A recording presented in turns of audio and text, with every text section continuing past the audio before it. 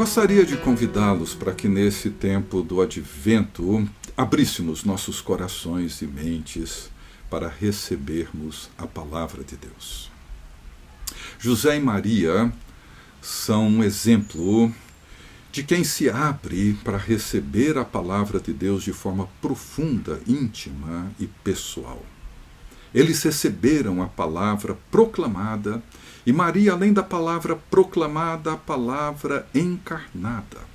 Eles acolheram aquilo que o anjo do Senhor, o mensageiro do Senhor, lhes revelou.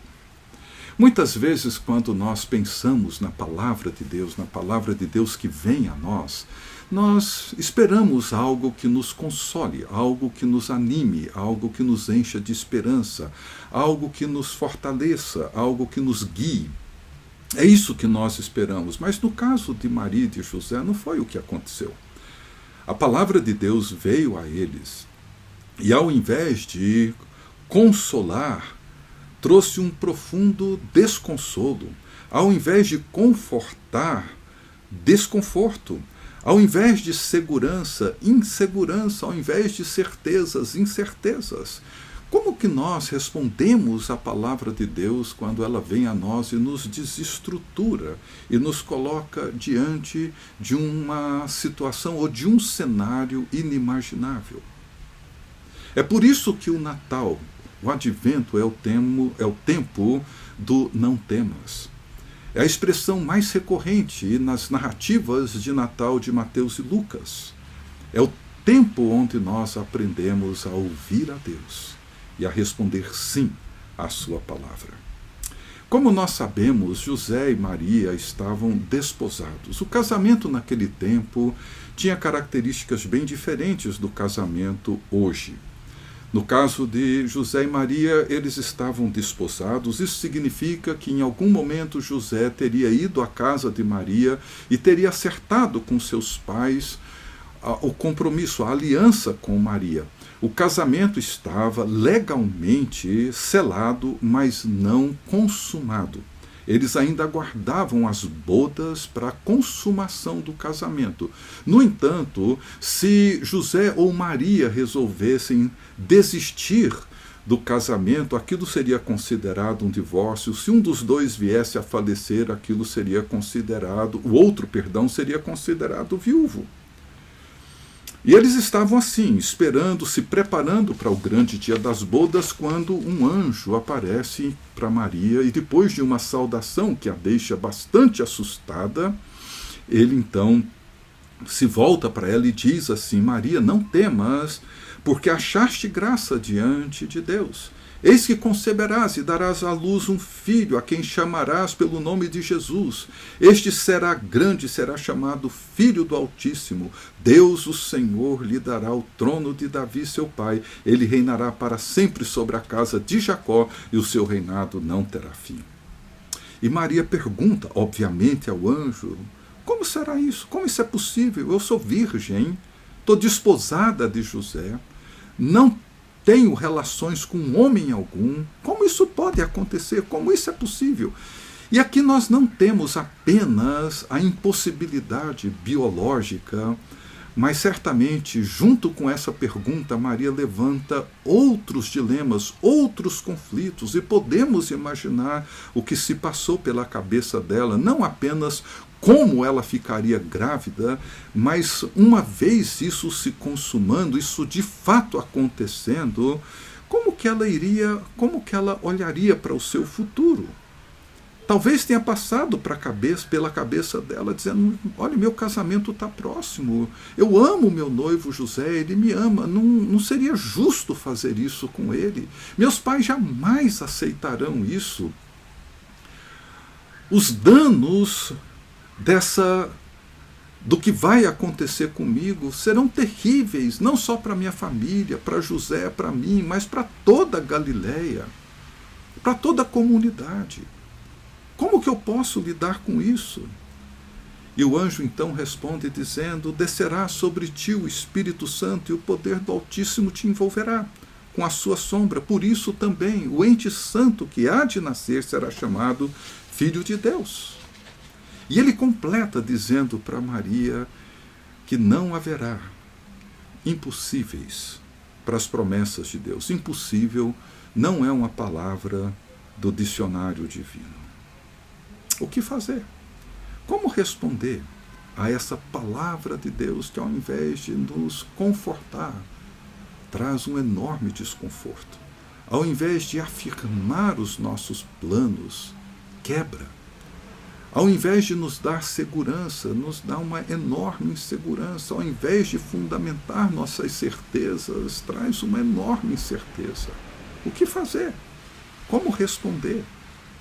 Maria poderia dizer: procura outra menina, outra moça, que não esteja noiva. O mesmo aconteceu com José. José, Mateus o descreve como um homem justo, o que significa que Moisés conhecia a lei.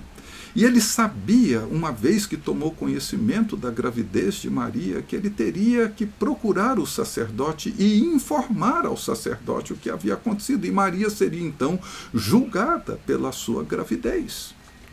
Mas José, ao mesmo tempo, amava Maria e não queria difamá-la. O que fazer?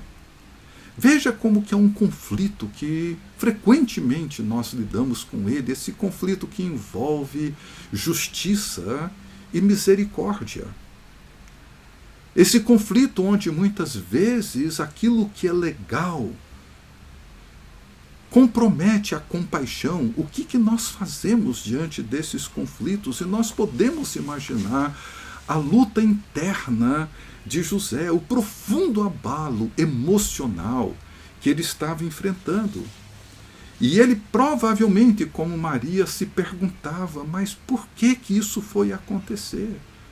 Por que Maria está grávida? Quem é o pai dessa criança? Qual será agora o nosso futuro? O futuro de Maria? Eu não vou conseguir esconder isso por muito tempo.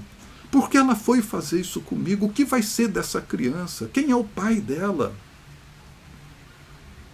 E José temia a Deus, e ele vive esse conflito interno, esse conflito enorme. E Mateus diz que enquanto ele ponderava, enquanto ele enfrentava essa luta interior sobre o que fazer, que decisão tomar, um anjo do Senhor apareceu a ele em sonho.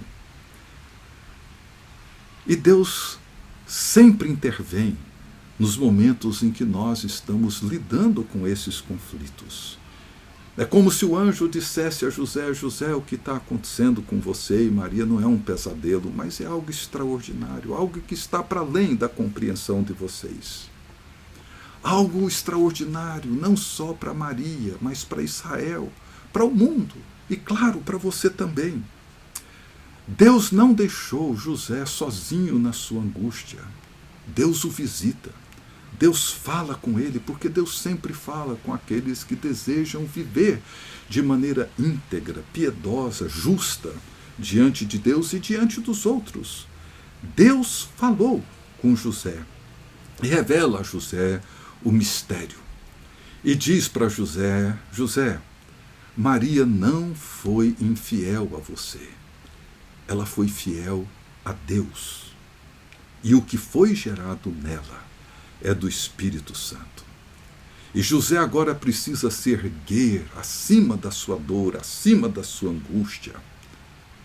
E precisa ser justo tanto com a palavra de Deus, com a lei de Deus, como com a mulher que ele ama. Ele ilustra uma tensão enorme que todos nós vivemos. E agora, diante do mistério revelado, José precisa então dar o seu sim a Deus e viver a partir da revelação.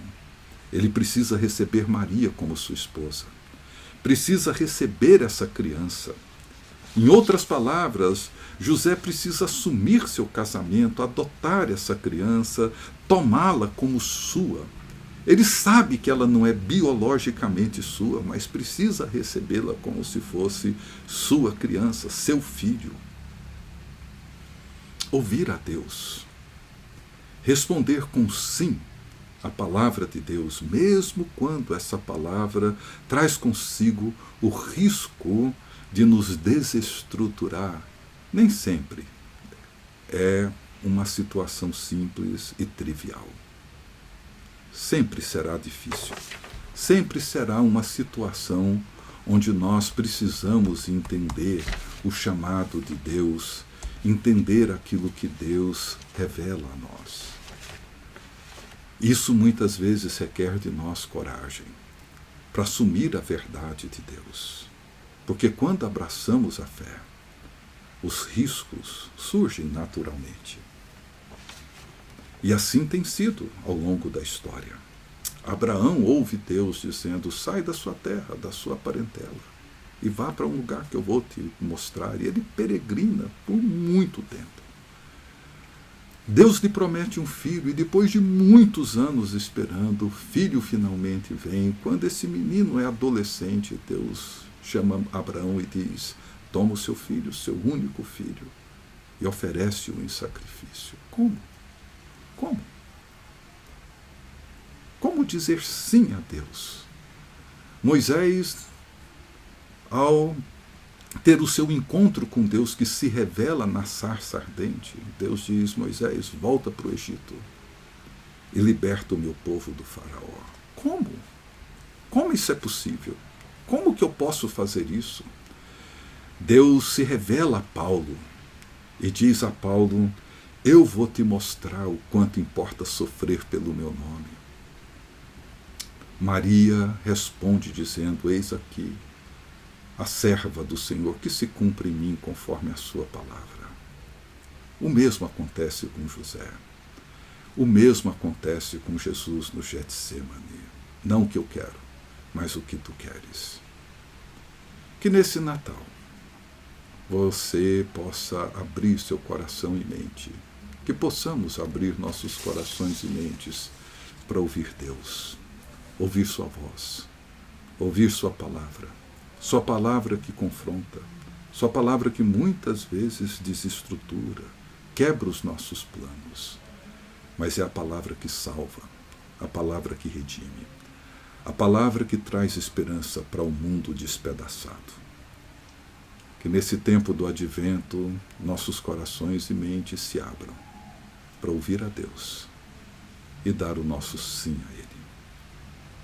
Que Deus abençoe todos vocês nesse Natal e com o coração cheio de gratidão possamos dar nosso sim à sua palavra.